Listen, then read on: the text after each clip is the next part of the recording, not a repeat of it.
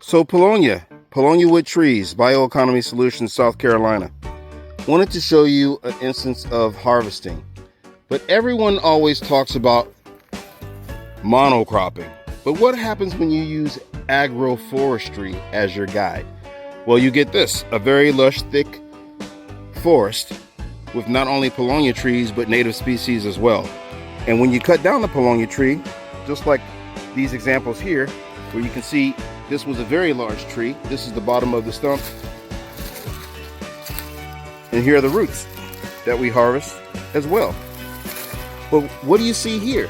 You see two new Paulownia trees that have gotten started right where we took this one from. So again, regeneration, Paulownia.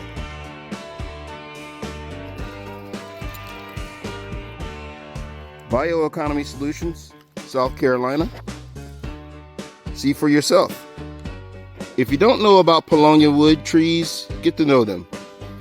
Our trees here are hybrid clones, and they come from our laboratory or from our root cuttings. And you can propagate them in your country. So give us a call.